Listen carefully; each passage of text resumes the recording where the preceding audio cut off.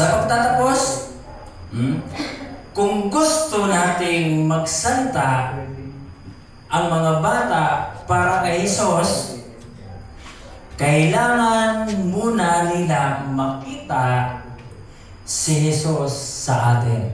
A special song na maririnig natin kay Sister Gems and message from Brother Gimo Bukia.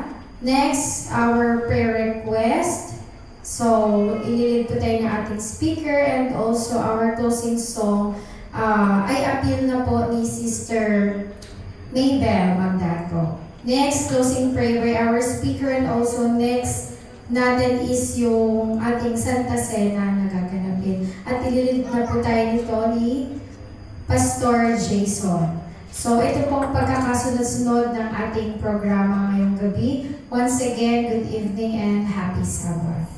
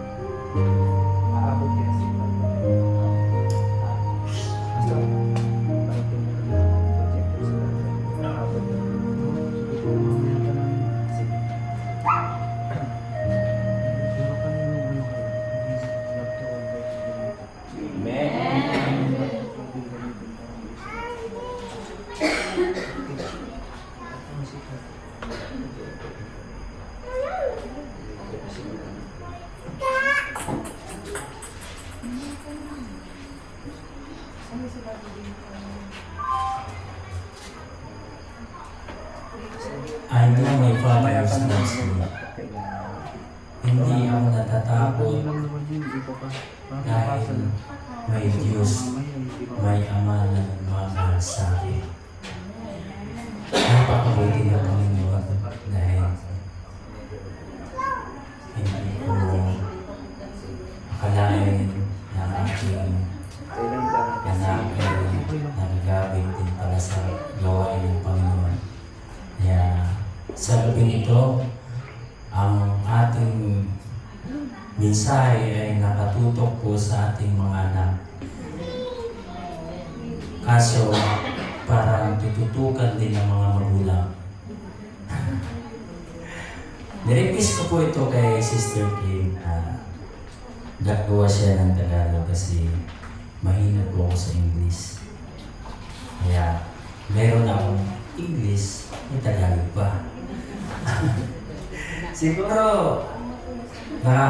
may nakasubaybay sa akin, sa aming mag-asawa sa Facebook. Sige mo, hindi po madalas nagsasalita dito sa harapan ninyo, pero maraming alam sa kalubuhan. Ganun po kami mag-asawa. Ang ginagawa namin ay magbibigay po na kasiyahan na pagpatanggal stress. No, sa atin. Pero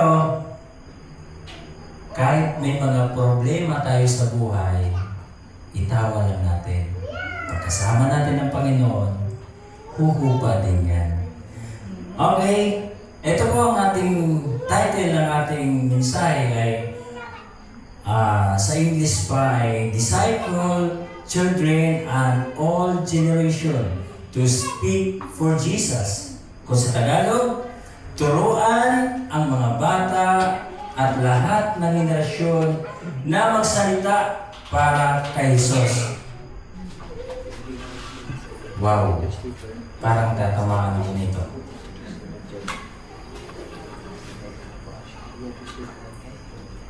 Kung meron kayong mga Bible, basahin ninyo sa Gawa 2, versikulo 17 and 18.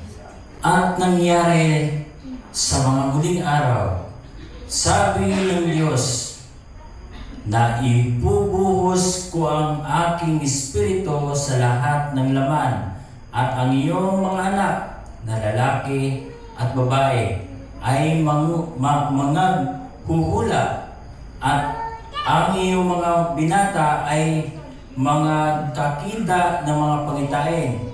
Ang iyong mga matatanda ay magsisipag panaginip ng mga panaginip. Oo, sa aking mga lingkod na lalaki at sa aking mga lingkod na babae, sa mga araw na iyon, ibubuhos ko ang aking espiritu at magsisipaghula sila. So, maliwanag po ang sinabi dito sa Gawa, verse 2, 17-18. Ibinubuhos niya ang kanyang espiritu sa mga bata at sa atin, mga magulang, para magkaroon ng kaalaman. Kaalaman sa buhay. Sinasabi dito na ang layunin ng Diyos para sa mga batang lumaki sa ating mga tahanan ay mas malawak, mas malalim, at mas mataas kaysa sa ating karaniwang naintindihan. Kung ituturo natin sa mga bata ang salita ng Diyos, hindi imposible na mas gumaling pa sila kaysa sa atin. No? Mula sa pinakasimple at payak na kalagayan, ang mga taong nakita niya na tapat ay tinatawag upang maging saksi para sa Kanya at pinakamataas na lugar sa mundo. Marami sa mga kabataan ngayon tulad ni Daniel na lumaki sa kanyang tahanan Hudyo na nag-aral ng salita ng Diyos at gawa ng Diyos. Biro nyo, kung tayo pa lang mga magulang na tuturuan natin yung mga bata no sa maliit pa lang, ito ay siguro isa ako sa tinamaan. Pero ang pinakamaganda, yung lagi tayong nag-worship. Isa yan sa halimbawa na matutunan ng mga bata na hindi sila maligaw sa mga gawain na hindi kaya-aya dahil pag hindi natin ginawa ito at hindi natin i-exercise ito, ang mangyayari, papasukin ni Satan ang isip ng mga bata hanggang sa doon sila pupunta. Tayo, mababaliwala na ang salita ng Panginoon. So tuloy tayo. At natuto ng aral ng tapat na paglilingkod ay makakatayo balang araw sa mga lehislatibong kapulungan, hukuman o korte ng hari bilang saksi para sa mga hari. Oh. So kung tuturuan natin yung mga bata, maaring sila ay tagapagsunod at magsalita na ipakilala ang ating Panginoon na siyang tagapagligtas sa atin. Ang maraming tao ay tatawagin mas malawak na ministeryo. Ang buong mundo ay bukas sa Ebanghelyo. Mula sa bawat sulok ng mundo, naririnig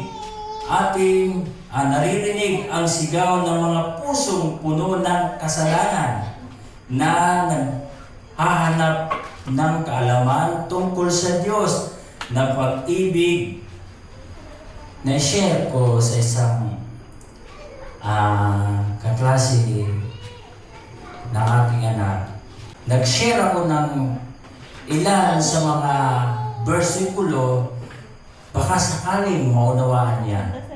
Isinare ko ang Sabat, kung paano ibinahagi, no? Mababasa sa Marcos na kinuha ni Jose na Arimatea ang bangkay ng ating Panginoon kasi malapit na sumapit ang Sabat. Ibig sabihin, sa tradisyonal na mga naunang tao, madalas itong ginagawa Holy Week. Pagka Friday, namamatay si Kristo alas 3. Then, tumukma sa Bible na kinuha niyo si Arimatea, ang katawan ni Kristo, upang ilibing. Kasi malapit na sumapit ang Sabat. Then, pagkalinggo, bumisita sila Maria Magdalena para maglagay ng pabango. Ikwininto ko sa kanya. Sabi ko, bakit hindi sila pumunta ng Sabado kinabukasan? Bakit linggo pa sila pumunta? Bakit pinalipas nila ang araw ng Sabado na pwede naman sila maglagay nun?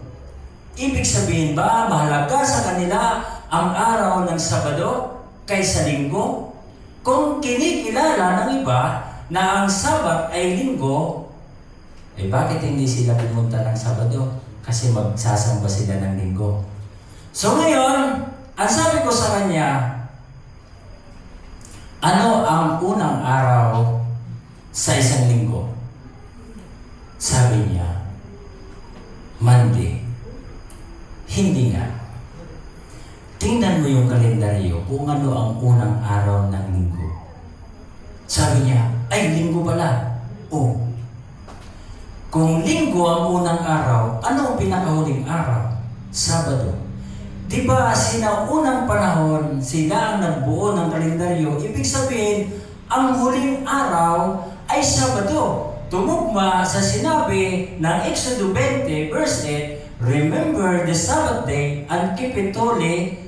Ang ikapitong araw ay ipangilin. Sabi niya, ha? Hindi ko alam yun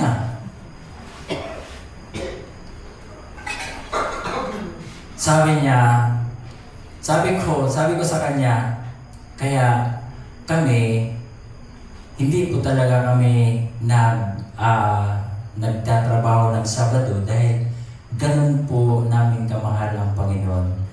Kaya pag pumunta ka dito ng Sabado, nandun kami sa simbahan. Natuwa ako sa kanya at nagkaroon siya ng curious. So ituloy natin ang kwento.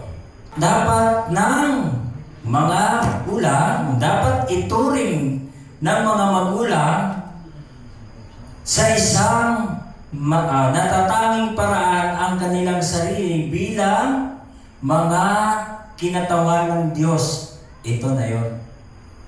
Ito na yung sinasabi ko. Paano natin gagamitin ang ating sarili? Paano natin gagamitin bilang isang ama na susunod yung mga anak sa atin? Hindi lang naman ito, basta totoo ito. May mga iba na ang mga anak,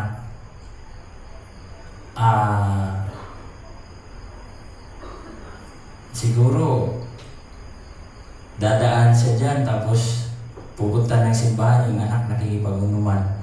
Malamang may nakaka-encounter kayo ng ganun.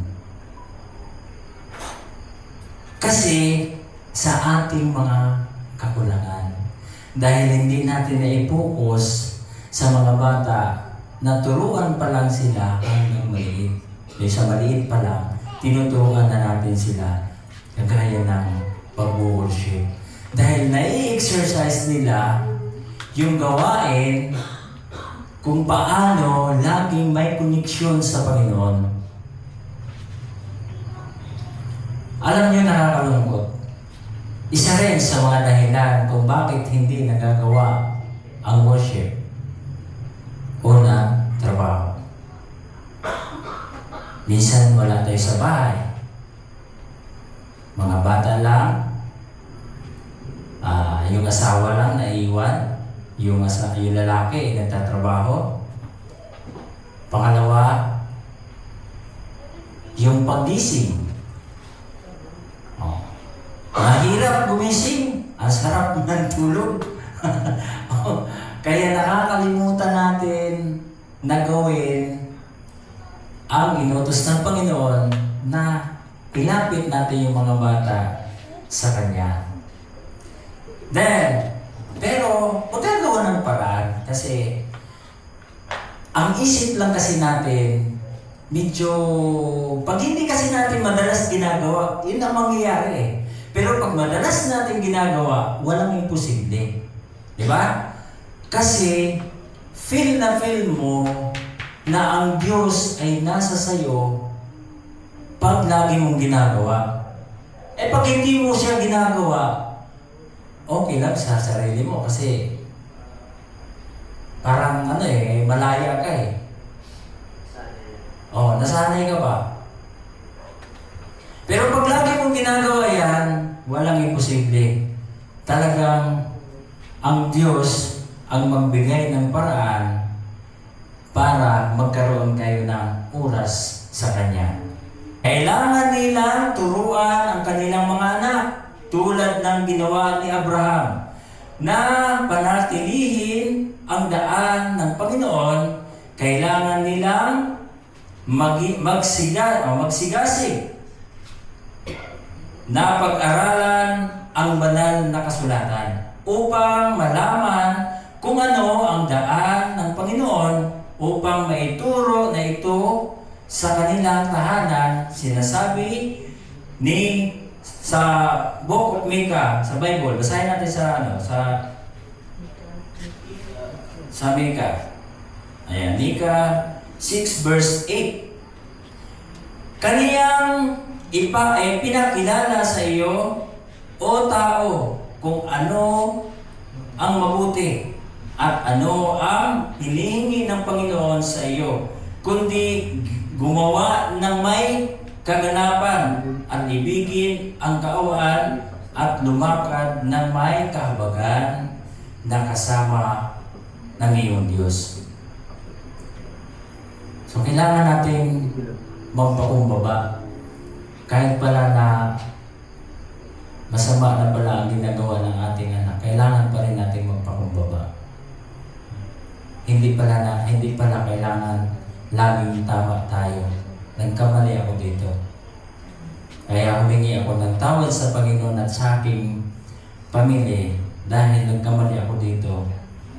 Dahil nga, kailangan pa rin natin ipakita ang liwanag ng Panginoon na nasa sa atin upang tayo ay sundan ng ating mga anak. Upang maging mga guro. Ang mga magulang ay dapat maging mga mag-aaral na patuloy na kumukuha ng liwanag mula sa salita ng Diyos at sa pamamagitan ng aral at halimbawa na ipapasok ang mahalagang liwanag na ito sa edukasyon ng kanilang mga anak. Kung hindi natin maituro ito sa ating mga anak, pwedeng lalayo sila at bihira na lang silang papasok sa simbahan kung gugustuhin. Alam ko na ang asawa at asawang babae ay dapat maging tagapaglingkod sa tahanan, manggagamot, nurse, at guro na nag-uugnay sa kanilang mga anak, sa kanilang sarili, at sa Diyos. Tinuturuan silang iwasan ang anumang gawi na maaaring makakasagasa sa gawain ng Diyos. Isa ang cellphone dito. Sasagasaan talaga ang Panginoon. Dahil hindi na makagawa ng mabuti dahil nakapokus na sa cellphone, maglalaro na ng Mobile Legend.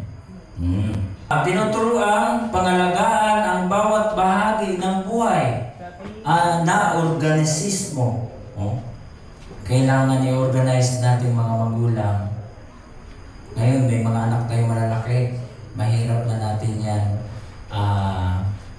disiplinahin ng kagaya ng may kasamang palo. Ngayon ay pagmamahal na at kasama pakumbaba. Kasi malalaki na sila, hindi na sila pwedeng saktan.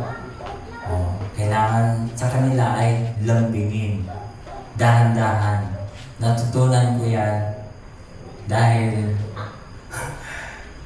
siguro inuuntog ako ng Panginoon. Simula sa sarili ang pagtuturo.